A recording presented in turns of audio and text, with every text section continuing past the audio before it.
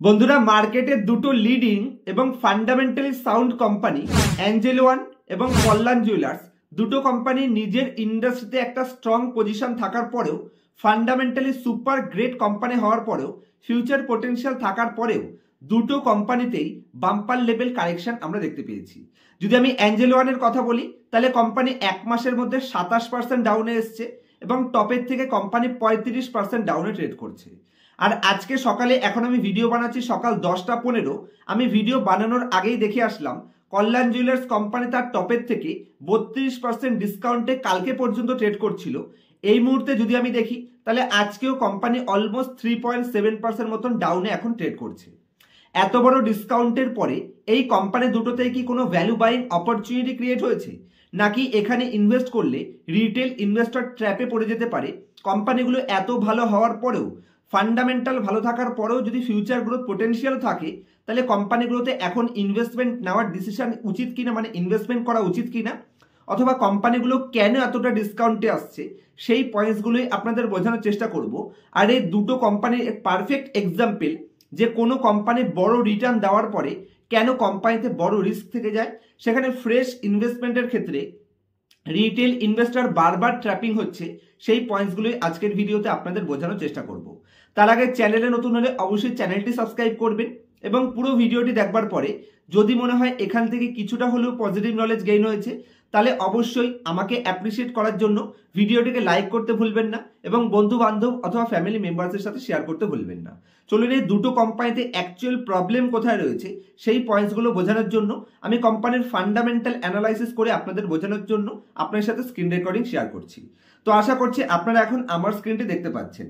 যে কোম্পানি নিয়ে সবার প্রথমে ডিসকাস করব, কল্যাণ জুয়েলার্স লিমিটেড। কল্যাণ জুয়েলার্স কোম্পানিটা নিজের ইন্ডাস্ট্রিতে মার্কেট লিডিং পজিশনে রয়েছে, তারপরেও কোম্পানিতে প্রবলেম। যদি আমি টাইটানের পরের পজিশনে দেখি, তাহলে এই কোম্পানিকে একটা ভালো মার্কেবল পজিশন দেওয়া যেতে পারে। মার্কেট ক্যাপ হিসেবে কোম্পানি এখন এক্সট্রিমলি হাই লেভেলে যায়নি, মাত্র 55,362 কোটি মার্কেট ক্যাপ রয়েছে। আর এই কোম্পানির ডাউনে আসার পিছনে সবার প্রথম রিজন হলো, কোম্পানির আজকের দিনেও যদি আপনি এতটা ডাউনের পরেও প্রাইস টু আর্নিং রেশিও দেখেন, তাহলে company 88 price two earning ratio demand করছে। আর 88 প্রাইস টু আর্নিং রেশিও কোনো মতেই সস্তা হতে পারে না।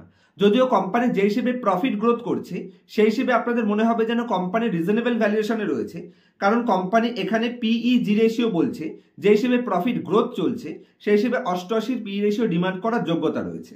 মেনে নিলাম সেই দিক থেকে কোম্পানি ঠিক আছে। তাহলে কোম্পানি এত বড় ডাউন ট্রেন্ডে কেন আসলো, যে 795 প্রাইস থেকে ডিসকাউন্টে এসে 537? তার প্রথম রিজন হলো, যে কোনো কোম্পানিতে, যেটা আমি পার্সোনাল ক্লাসের প্রত্যেকটা স্টুডেন্টকে বুঝিয়ে থাকি, একটা কোম্পানি যখন 300 থেকে জার্নি স্টার্ট করে 1-1.5 বছরের মধ্যে, 1 বছরের মধ্যে কোম্পানি 790-তে চলে আসলো, তাহলে সেই কোম্পানিটার ডাউনসাইড রিস্ক থেকেই যায়। যদি আমি কোম্পানির 3 বছরের চার্ট ওপেন করি, ভালো করে দেখুন, এখানে কোম্পানির 2023-এ প্রাইস কত ছিল? 2023-এ যদি আমি প্রথম দিকে দেখি, তাহলে 130। তাহলে 23 থেকে কোম্পানি 2025-এর মধ্যে 777, তাহলে 130 থেকে কোম্পানি 770-এ চলে গেল। কোম্পানি যদি আমি এখানে প্রফিট দেখি, তাহলে কোম্পানি লাস্ট 3 বছরে কতটা প্রফিট গ্রোথ করেছে। যদি আমি 4 বছরেরও প্রফিট গ্রোথ দেখি, তাহলে কোম্পানি 3 গুণ প্রফিট গ্রোথ করেছে লাস্ট 4 বছরে। সেই হিসেবে কোম্পানির শেয়ার প্রাইস যদি 4 গুণ যেত, তাহলে কোম্পানির মানে অ্যাকচুয়াল রিটার্ন ঠিক ছিল ইপিএস গ্রোথের তুলনায়, এবং সেই হিসেবে কোম্পানি তার থেকেও বেটার রিটার্ন প্রোভাইড করেছে। লাস্ট 4 বছরে কোম্পানি 5-7 গুণ রিটার্ন দিয়েছে, কারণ কোম্পানির এখানে পি এক্সপেনশন হয়েছে। আর যে লেভেলে, লোয়ার লেভেলে কোম্পানিটা ট্রেড করছিল, আমি যদি কোম্পানির পি রেশিওর মধ্যে আসি, ভালো করে দেখবেন, এই যে চার্টটা আপনারা দেখতে পাচ্ছেন, এটা হচ্ছে কোম্পানির পি রেশিও। তাহলে পি রেশিওতে অতীতে আমি যদি 2023-এর দিকে দেখি, তাহলে কোম্পানি অ্যাভারেজ 25 থেকে 30-এর পি রেশিও ডিমান্ড করছিল। বাম্পার লেভেল পি এক্সপেনশনের কারণে মার্কেট বুল ট্রেন্ডে যাওয়ার জন্য কোম্পানি 25-এর পি রেশিওকে টেনে নিয়ে 128-এর পিতে চলে গেছিল। মার্কেট নেগেটিভ সেন্টিমেন্টের কারণে 128-এর থেকে ঝপ করে পি ডিসকাউন্টে এসে পি কন্ট্রাকশন করে কোম্পানি 91-তে চলে এসছে। আর এরকম সাইন যে কোনো কোম্পানিতে আপনি পেয়ে যাবেন। সেম ভাবে আপনি টাটা এক্সের মতন গ্রেট কোম্পানিতেও পাবেন, ডিমার্টের মতন গ্রেট কোম্পানিতেও পাবেন, এশিয়ান পেন্টের মতন কোম্পানিতেও পাবেন। যে কারণে আপনি যখন কোম্পানিতে এন্ট্রি নিচ্ছেন, সেই কোম্পানির এন্ট্রি পি রেশিও কি আছে সেটা খুব ইম্পর্টেন্ট রোল প্লে করে। শুধু কোম্পানির ভ্যালু দেখলেই হবে না, সেই কোম্পানিটার অতীতে গেম প্ল্যান হয়ে গেছে কিনা সেটা আপনাদের বোঝার চেষ্টা করতে হবে। নেক্সট কোম্পানিতে যদি আমি যাই, কিন্তু কোম্পানির ফান্ডামেন্টালে কোনো প্রবলেম নেই। নেক্সট কোম্পানিতে যাওয়ার আগে আপনি এখানে কোম্পানির প্রফিট অ্যান্ড লস স্টেটমেন্ট দেখুন। কন্টিনিউয়াসলি কোম্পানির টপ লাইনে বাম্পার গ্রোথ করছে, কোম্পানির বটম লাইনেও যদি আপনি দেখেন সেম জিনিস দেখতে পাবেন, কন্টিনিউ লাস্ট 3-4 বছর ধরে গ্রোথ করছে।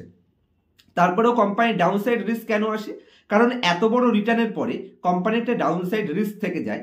যারা একবার কোনো কোম্পানিতে 4 গুণ প্রফিট কামিয়ে নিয়েছে, সেই কোম্পানি থেকে লোকেরা প্রফিট বুকিং করার চেষ্টা করবে, বিশেষ করে মার্কেট নেগেটিভ সেন্টিমেন্টে আসলে। মনে করুন আপনার কাছে দুটো বাগান রয়েছে, একটা বাগানে আপনার 100 কিলো আলু হয়ে রয়েছে, আর একটা বাগানে আপনার 1000 কিলো আলু হয়ে রয়েছে।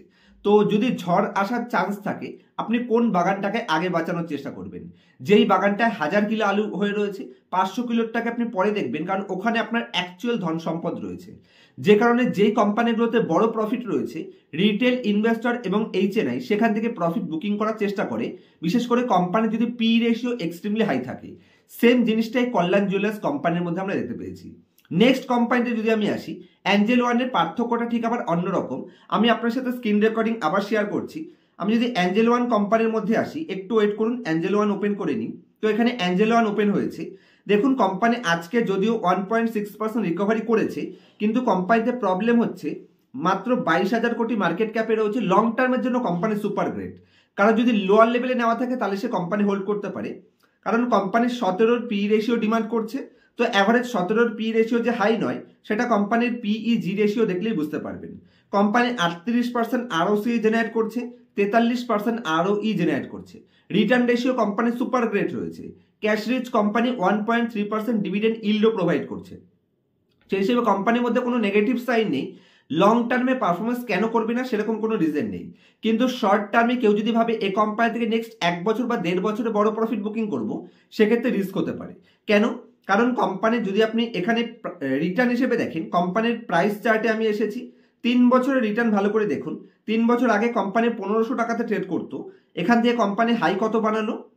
2023 থেকে 2022 থেকে 2024-এর মধ্যে কোম্পানি এখানে হাই বানিয়েছিল অ্যাভারেজ ধরুন 4000-এর আশেপাশে, ক্যান্ডেলস্টিকে গেলে 4000 পেয়ে যাবেন। তো এত বড় রিটার্নের পরে কোম্পানিতে ডাউনসাইড রিস্ক থাকে।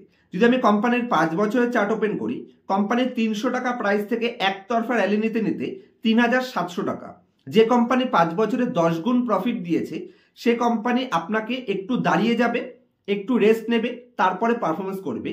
যে কোনো রিটেল ইনভেস্টর যদি আপনি ভাবেন যে টপের থেকে 32% ডিসকাউন্টে আছে, এখন আমি পারচেস করে নিই, হয়তো এখানেও কোম্পানি 1.5-2 বছর দাঁড়িয়ে যেতে পারে, কারণ এত বড় রিটার্নের পরে স্টক দাঁড়িয়ে যায়, এটা স্বাভাবিক ব্যাপার। যদি আমি কোম্পানির প্রফিট অ্যান্ড লস স্টেটমেন্ট দেখাই, টপ লাইনে কোনো দ্বিধা নেই যে কোম্পানি বাম্পার গ্রোথ করছে, বটম লাইনেও কোম্পানির সেম সাইন দেখতে পাবেন। কিন্তু বটম লাইনটি ভালো করে দেখুন, লাস্ট 5 বছরে কোম্পানির বটম লাইন কতটা গ্রোথ করেছে? 300 কোটি থেকে 1300 কোটি, মানে ধরুন কোম্পানি অ্যাভারেজ 4 গুণ ইপিএস গ্রোথ করেছে। 36-এর ইপিএস থেকে কোম্পানি গ্রোথ করে 151-এর ইপিএস। কিন্তু যদি আপনি কোম্পানির লাস্ট 4 বছর বা 5 বছরের রিটার্ন দেখেন, তাহলে লাস্ট 5 বছরে কোম্পানি 200 টাকা থেকে রিটার্ন দিতে দিতে 5000 টাকাতে চলে গেছে। তাহলে এত বড় রিটার্নের পরে 10 গুণ হলেও কিন্তু 200 থেকে 2000, তাহলে যে কোম্পানি 5 বছরে 20 গুণ রিটার্ন প্রোভাইড করেছে, সে কোম্পানি তো দাঁড়িয়ে যাবে। আর যারা টপে ফেসে গেছে তাদের কিন্তু এখানে মুশকিল রয়েছে। যেটা আমি পার্সোনাল ক্লাসেও সবাইকে বোঝানোর চেষ্টা করি, আপনি যে কোম্পানিতে এন্ট্রি নিচ্ছেন, কোম্পানির ভ্যালুয়েশন ফান্ডামেন্টাল অবশ্যই ইম্পর্টেন্ট রোল প্লে করে, কিন্তু সেই কোম্পানিটা অলরেডি গেম প্ল্যান হয়ে গেছে কিনা সেটাও ইম্পর্টেন্ট। কারণ কোনো কোম্পানি শুধু ভ্যালুয়েশন দেখে ইনভেস্ট করলেই হবে না, হয়তো লং টার্মে আপনি প্রফিট কামাবেন, কিন্তু এখান থেকে 1.5-2 বছর বা 3 বছর আপনি ফেসে গেলেও যেতে পারেন। আমি বলছি না যে কল্যাণ জুয়েলার্স এখান থেকে দাঁড়িয়ে যাবে অথবা অ্যাঞ্জেল ওয়ান দাঁড়িয়ে যাবে। আমার কথা হচ্ছে ওয়ারেন বাফেট যেটা বলেন, ওয়ারেন বাফেটের দুটো রুলস আছে, যদি আমি বাংলায় কনভার্ট করি, প্রথম রুলস হচ্ছে পয়সা লুজ করা যাবে না, এবং সেকেন্ড রুল হচ্ছে রুল নাম্বার 1কে কোনো মতে ভোলা যাবে না। তো সেই হিসেবে ওয়ারেন বাফেট মনে করেন আপনি কত কামালেন তার থেকেও ইম্পর্টেন্ট আপনি মার্কেট নেগেটিভ সেন্টিমেন্টে কতটা হারালেন। তো যেখানে আপনার ক্যাপিটাল হারানোর চান্স আছে, সেই জায়গাগুলোকে যদি আপনি অ্যাভয়েড করতে পারেন, স্টক মার্কেট থেকে ইজিলি সাকসেস পাবেন। সেই হিসেবে আমার মত অনুযায়ী অ্যাঞ্জেল ওয়ান এবং কল্যাণ জুয়েলার্স এই কোম্পানিগুলোতে ফ্রেশ এন্ট্রি অন্ততপক্ষে আমার পার্সোনাল ওপিনিয়ন হিসেবে আমি না বলাই ডিসিশন নেব। যদিও সেটা সম্পূর্ণ আপনাদের ডিসিশন যে আপনারা ওপেন মানে এখানে ইনভেস্ট করবেন নাকি না করবেন। কারণ যদি লোয়ার লেভেলে নেওয়া থাকে তাহলে সে চুপ করে হোল্ড করতে পারে, কিন্তু এই লেভেলে এতটা ডিসকাউন্টের পরেও অন্ততপক্ষে আমার পার্সোনাল ওপিনিয়ন থাকবে এই কোম্পানিগুলোকে অ্যাভয়েড করার। কারণ এখানে টাইম কারেকশনের বড় টাইম কারেকশনের চান্স থেকে যায় এবং কোম্পানির ভ্যালু একটা দেখুন মার্কেট না কোম্পানিকে দুটো ভাবে কারেকশন করায়, একটা থাকে টাইম কারেকশন আর একটা থাকে ভ্যালু কারেকশন। প্রাইস যদি নিচে চলে আসে তাই তো সেটা খুবই ভালো, আর একটা হয় টাইম কারেকশন, যেটা ডিমার্টে দেখেছি, টাটা এলেক্সায় দেখেছি, টাটা এলেক্সায় যদিও প্রাইস কারেকশন হয়েছে, এশিয়ান পেন্টে দেখেছি প্রচুর পরিমাণে, যেমন HDFC bank, Kotak Mahindra bank last 2-3 বছর ধরে পারফরমেন্স করছে না, কারণ অতীতে এত বড় বাম্পার রিটার্নের পরে কোম্পানিতে টাইম কারেকশন হবে নাহলে প্রাইস কারেকশন হবে, তো এটাই হচ্ছে ভয় থাকে। তো বলবো কোম্পানিগুলো অ্যাভয়েড করাটাই বেটার হতে পারে। মার্কেটে আরো প্রচুর কোম্পানি রয়েছে, জরুরি নয় যে আপনাকে অ্যাঞ্জেল ওয়ান থেকেই পয়সা কামাতে হবে অথবা কল্যাণ জুয়েলার্স থেকেই পয়সা কামাতে হবে। যদি আপনি মার্কেটকে ভালো করে অ্যানালাইসিস করতে পারেন তাহলে জানা স্মল ফিনান্স থেকেও পয়সা কামাতে পারবেন, বাজাজ ফিনান্স থেকেও পয়সা কামাতে পারবেন, রিলায়েন্স ইন্ডাস্ট্রিতেও ডিসকাউন্টে আছে, সেখানে যান না, সেখান থেকে পয়সা কামান। জরুরি নয় যে এরা ডিসকাউন্টে এসছে, যে কোনো কোম্পানির ডিসকাউন্টে আসলেই কিন্তু সে অ্যাট্রাক্টেবল পজিশনে চলে আসে না, এটা অবশ্যই বোঝার চেষ্টা করতে হবে, যেটাই আজকের ভিডিওতে আমি আপনাদের বোঝানোর চেষ্টা করেছিলাম। তবে এই ভিডিওতে কোনো ধরনের বাই অথবা সেল রিকমেন্ডেশন নয়, আমি শুধু আমার পার্সোনাল ওপিনিয়নটা আপনার সাথে শেয়ার করলাম। ফাইনাল ডিসিশনটা আপনারা নিজের ফিনান্সিয়াল অ্যাডভাইজারের সাথে কনসাল্ট করে তারপরে নেওয়ার চেষ্টা করবেন। আজকের মতো এই অবধি রাখছি, দেখা হবে নেক্সট ভিডিওতে। যদি আমার কাছ থেকে পার্সোনাল ক্লাসে A to Z ফান্ডামেন্টাল শিখতে চাইছেন, কিভাবে কোনো কোম্পানিকে সিলেকশন করবেন, কোন কোম্পানির ডেটা চুরি করছে কি করে বুঝতে পারবেন, এই কোম্পানিগুলোকে কোথা থেকে খুঁজে বের করবেন যাতে করে অন্যের কথা শুনে ইনভেস্টমেন্ট না করতে হয়, এবং A to Z কোম্পানির ভ্যালু কি করে বের করতে হয়, সমস্ত পয়েন্টস পার্সোনাল ক্লাসে শিখে লাইফ টাইম আমার সাপোর্ট পেতে চাইলে, কারণ আমার স্টুডেন্টদের আমি লাইফ টাইম সাপোর্টও দিয়ে থাকি, যদি ক্লাসে ইন্টারেস্টেড থাকেন, ইনফ্লুয়েন্স না হয়ে যদি লং টার্মে আপনি ওয়েলথ ক্রিয়েশনে বিশ্বাস তো রাখেন, তাহলে অবশ্যই স্ক্রিনের উপর মোবাইল নাম্বার দেখতে পাচ্ছেন এবং ডেসক্রিপশনে আমার কন্ট্যাক্ট ডিটেলস পেয়ে যাবেন, কন্ট্যাক্ট করতে পারেন পার্সোনাল ক্লাসের জন্য। দেখা হচ্ছে নেক্সট ভিডিওতে, ততক্ষণ পর্যন্ত হ্যাপি ইনভেস্টিং, হ্যাপি ট্রেডিং।